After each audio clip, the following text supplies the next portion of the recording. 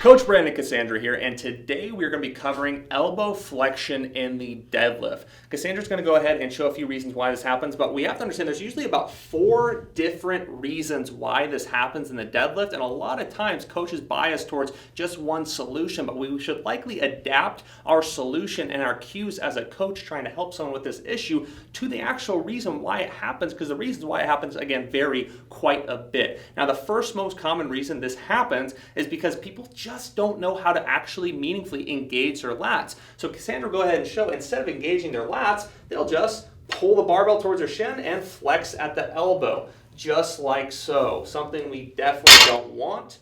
The second reason is going to be just a deeply ingrained habit where they're always, anytime they pick someone up, usually these people even have it with other exercises such as rows, they just always flex in the elbow like so. Very, very common reason. Now, the third most common is going to be about halfway up through the deadlift. When they get over their knees, they start to get impatient. It moves a little slower, so they end up kind of rowing it into themselves a little bit as they come up, just like that. Awesome. And the fourth and final reason, Cassandra will go ahead and talk about here. The last reason that I tend to see is people whose grips just tend to get tired. So maybe they have been doing double overhand for a while, or maybe they're just losing it with one of their hands with a mixed grip. But at the top, because they want to hold on to it and they don't want to let go, they start shrugging at the top and bending the elbow just to try to keep that weight in their hands. Exactly.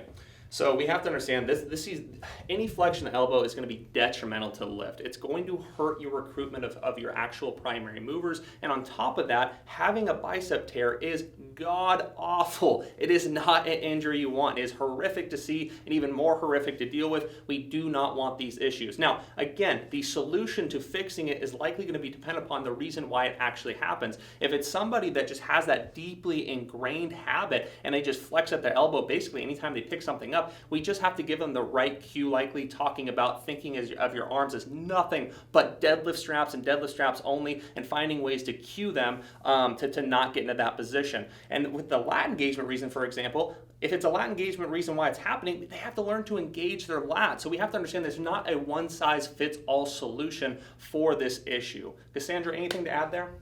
One cue that I like to use is just thinking about keeping your arms long and then finishing out tall. So then that way you're avoiding any crunching at the top with your shoulder blades coming up or your elbows wanting to bend and wanting to lean back. If you can just focus on keeping your arms as long as possible and finishing with your spine as tall as possible, it can really help to just keep everything stacked and elongated. Awesome.